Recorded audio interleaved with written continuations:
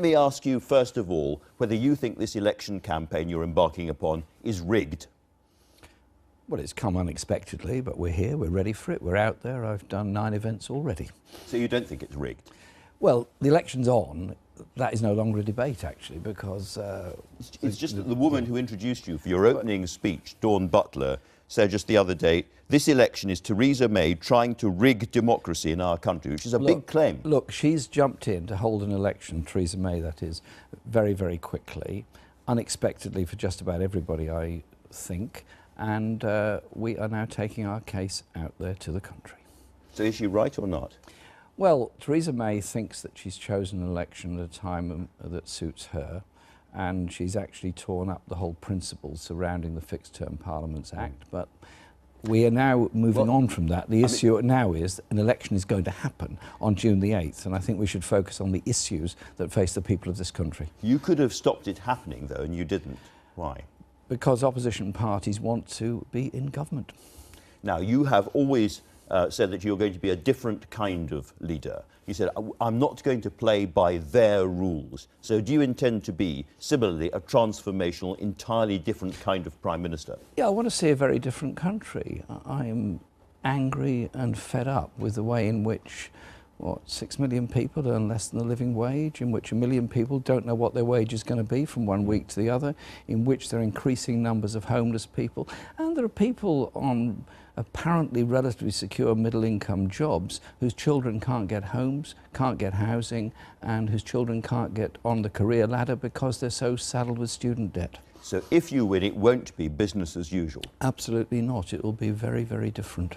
In that spirit, I want to cover a lot of things. Sure. I'm going to cover domestic policy. I'm going to start off with foreign policy, because one thing we know is that if you win the election and you walk through the doors of Downing Street, almost the first thing that happens is that you're tapped on the shoulder by a senior civil servant who takes you off to a room to write 4 letters to the captains of Britain's nuclear submarines, telling them, instructing them what to do if this country is attacked in a nuclear strike. So what will you be telling them?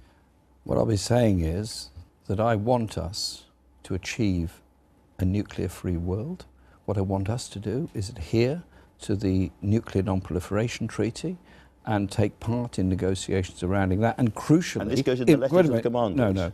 Crucially, immediately promote the 6-party talks on the Korean Peninsula as a way of de-escalating nuclear tensions around the world. Because at that point, you have to say something to the commanders. You have to say, fire or don't fire. And you can't, you can't dodge it. You have to give them, in those letters, a strict instruction. A strict instruction to follow orders when given. So you don't tell them to fire or not to fire. They don't know what to do. Listen, the issue has to be, we want a secure and peaceful world. We achieve that by promoting peace, by also promoting security, and security comes from that process. But as Prime Minister, you have very, very fast decisions to take on all of this. Can I ask you directly, are there any circumstances in which you would authorise a nuclear strike? Any circumstances? Look, I've made clear my views on nuclear weapons. I've made clear that there would be no first use of it. I've made clear that any use of nuclear weapons is a disaster for the whole world. I think we should look at the process by which we achieve peace and security, because actually nuclear weapons are not the solution to the world's security issues. They're the disaster of the world's security issues if ever used. And that's why I would focus first on the issues of Korea, because I think that is where the greatest tensions are at the present time. But also, I'm very disturbed that the Trump administration is trying to unpick President Obama's deal with Iran, which was a huge step forward to bring Iran in from the cold and start to address issues of security there, as well, of course, as human rights issues in Iran. So after those letters, about the next decision you have to take is which world leaders you call first. Who do you call? Well, I think you call the European leaders, you call President Trump, you call President Putin, you call the Prime Minister of India, you call the President of China, you call all the members of the Security Council, including those that are short-term members in the sense they're on for one term. So you build a relationship there, and I would immediately call the General Secretary of the United Nations. And do you tell him and President Trump that we are no longer a nuclear-armed power? What I say is, I want to meet you, I want to talk to you, I want us to work together for a secure and peaceful world, and then offer to meet them as soon as possible, all of them. Because in terms of actual making of policy, we are in a new situation now because of this election. The Trident Gateway vote happened, but this is a chance to reopen the whole question. Would a Labour government cancel the Trident programme? We will have a strategic defence review immediately, which will include all aspects of defence, as most incoming governments do, actually. In fact, I think all have. And we would then look at the situation at that time. But we would also make sure that our armed forces are properly funded and our armed forces are able to play their part because in peacekeeping around the world. This is still an entirely unresolved question as to what you're going to do. Neil Griffiths, your defence spokesman, has said very clearly that keeping Trident will be in the Labour manifesto, will it? We haven't completed work on the manifesto yet. As you'd expect, we're less than 100 hours into this election campaign, so let's... she could be in for a shock. No, we're having that discussion within the Labour Party, and we will produce our manifesto early in May. The Conservative chairman has been disobliging about you in the papers, as you would expect this morning, but Mr Rasmussen, the former Secretary-General of NATO, perhaps more significantly, has said that you would be a threat to the future of NATO because you don't really believe in NATO and Western security would be harmed by Jeremy Corbyn becoming Prime Minister. I look forward to talking to Mr Rasmussen because there are principles around NATO which actually come from the 1942 Atlantic Treaty between Britain and the United States.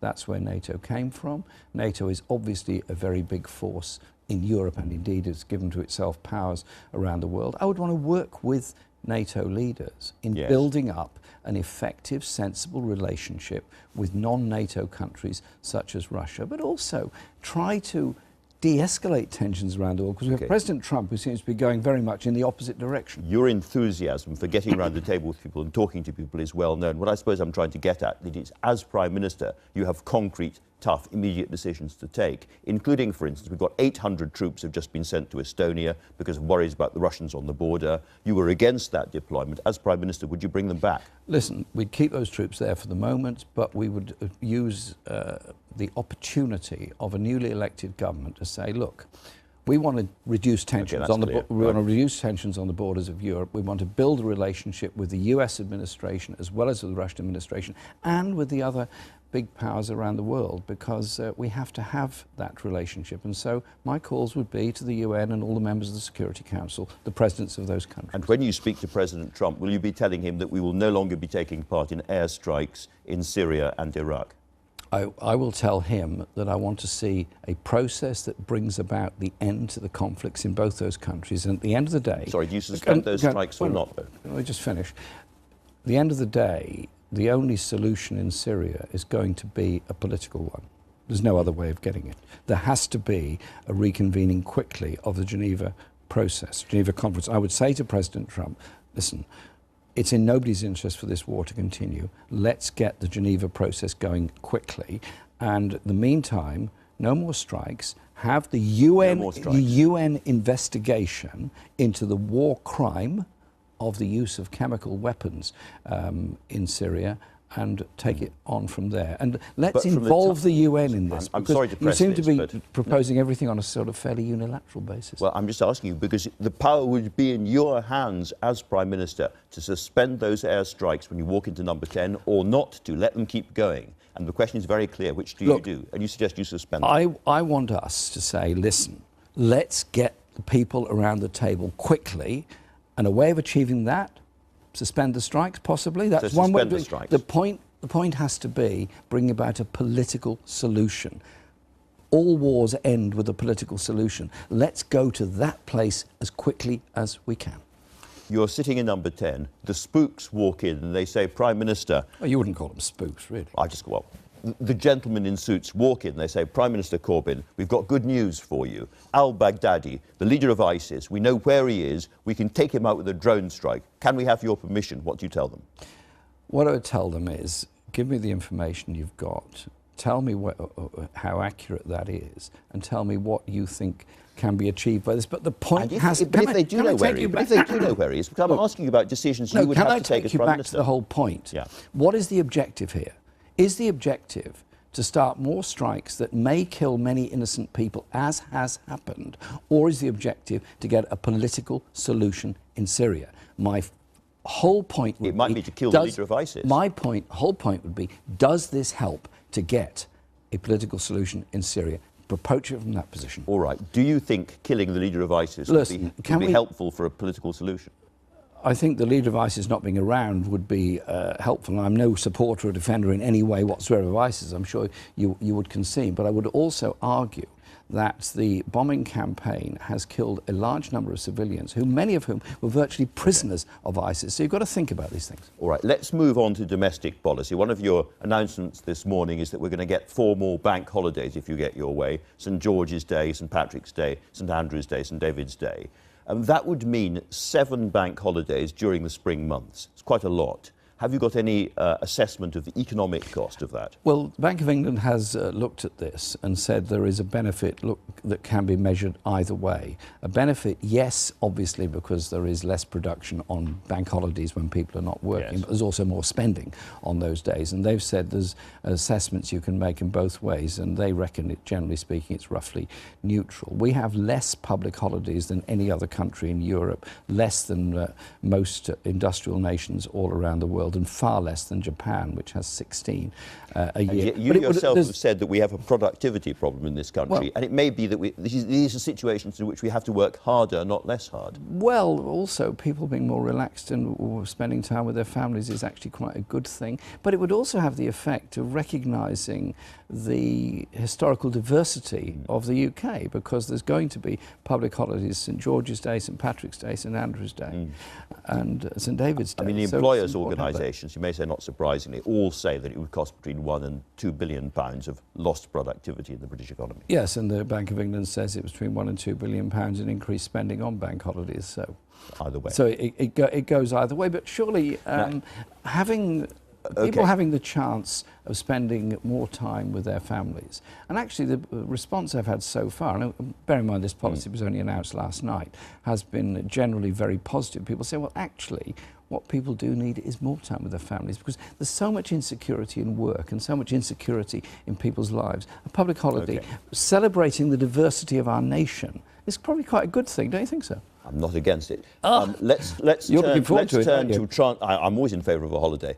Let's turn to transformational politics. You said you're going to be a different kind of Prime Minister, and you have also said that you don't want private provision inside the NHS. So of all the companies who should be worried about a Labour victory, do we add the shareholders of Bupa, Nuffield, Health UK and those other private companies currently accounting for 8% of NHS spending? Well, the problem is that the NHS spends a great deal of money on private provision within the NHS.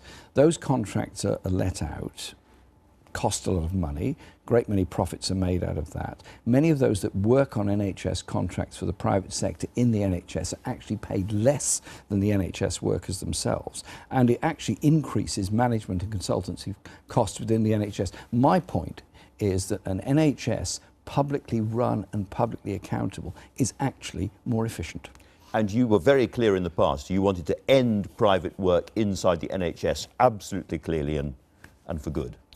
Listen, do you still? It's the NHS. It's there for all of us. It's there for a purpose. The purpose is that we all get healthcare free at the point of use. And it's something I think is the most civilised thing about this country, and something that I am desperately worried about. Ever since the Health and Social Care Act was passed, so what there's is been the an answer? increasing privatisation within the NHS. Is the answer that you end the work done by Nuffield and Bupa and the other companies in the NHS? Is that yes or no? We would want to phase out those contracts and bring in directly employed staff. So as the contracts come up for renewal, then we use them as and so you'd go from 8% now to 0 eventually? Eventually. The whole point is the NHS was envisaged as a service for all of us. And imagine what it's like working in the NHS alongside somebody working for a different employer with possibly different objectives. It's actually cheaper for all of us. Local authorities that have brought services back in-house find it's more efficient and cheaper. Right. On the same subject, you've also suggested this morning that the bosses of companies who have any kind of public contracts, that's defence companies, shipbuilding companies, health companies and all the rest of it, they must be paid no more than £350,000 a year. At the moment, in the public sector, there is an aspiration, in most cases been achieved, of a pay ratio of 20 to 1. Average earnings are 27,000 across the whole of the country. And so it's the 20 to 1 ratio that's most important, you think? Indeed, but it can't be achieved straight away. It would be a much longer term objective to achieve it in the private sector. But I do think there is a massive issue of inequality in Britain. What we've had is a pay ratio between workers and chief executives. If you take the FTSE companies, it's times 186 of the average pay of their worker compared to chief executive. Do you want to go beyond those things public are procurement really companies? just not acceptable. Do you want to go deep into the private sector with the same effect? Let's start with the power of public procurement, which is 200 billion a year of public procurement by local authorities and central government. Let's start with that. So my whole point is that the election of a Labour government will mean that we will use the power of the government to improve wage levels and living standards and housing and health across the country, but we'll also use it as a way of levering in good quality employment and training, because one of the problems of this country is we haven't trained enough workers. Well, you come to education. You used to say that you wanted all grammar schools to become comprehensive. Is that still your position? What I want is proper funding of all of our schools, first of all. You've softened. No. You're jumping in too quick, Andrew. All right, I'll wait for your killer line then. Thank you. Listen, first of all, there's a funding crisis in all of our schools. This government is cutting several billion off the school budget, while at the same time putting 400 million or thereabouts into a vanity project of grammar schools and new free schools. I think we should be funding all schools properly. Secondly, I want to see universal access to all schools. I do not like selective education. You said, and I've got the quote, I want all grammar schools to become comprehensives. Is that Jeremy Corbyn still here? I would like them all to be, but it has to be made by local decision at the end. Let's turn to Brexit, because there's a lot of people who simply don't understand what the Labour Party's vision for Brexit is. Can I put it to you that you agree with Theresa May about wanting maximum access to the single market, and lots of other areas, but where you disagree with her is that you might give a little bit more when it comes to the freedom of movement argument? Well, Theresa May's approached the negotiations about leaving the European Union on the basis of a threat to the European Union. She says, well, this is what we want, and if we don't get it, we're going to set up a tax haven on the shores of Europe. We're going to go for some different style of economic model for Britain. I don't think that's a very sensible way of approaching it. But now you're Prime Minister, so it's your choice. Our first point is tariff-free trade access to Europe. If we are forced to trade under World Trade Organization rules, immediately a tariff would be placed on all manufactured goods and services leaving Britain, which would mean that integrated production, such as the motor industry, aircraft industry, and others, simply would disappear. So we start from the principle of gaining that tariff-free access. And I've spent a lot of time reaching out to colleagues across Europe to ask them to help us with those negotiations. Part of the problem of getting full access to the single market is that if you're going to take back complete control over migration from the EU, you can't be in the single market. Now, in the past, you have said you're not wedded to free movement and you're not against it either. 2 years to go. There's no longer 2 years to go. There's a few weeks to go. So which side is it? The first point is to make sure we get an economy that works for all. That means, I think, getting tariff-free access to the European market as a very high priority. And you then work out an immigration policy that follows on from that. Now, so you wouldn't start from the point of view, I'm going to stop immigration. I would start from the point of view, I want to defend and maintain jobs in Britain. I want us to be an expanding manufacturing economy. I want our own public national investment bank to invest in new industries and infrastructure, so that we do have this trading relationship with Europe, which is absolutely crucial. After all, half our trade is with Europe at the moment. A very straightforward yes or no question. In these negotiations, if you're there leading them as Prime Minister, do you insist on ending free movement, yes or no?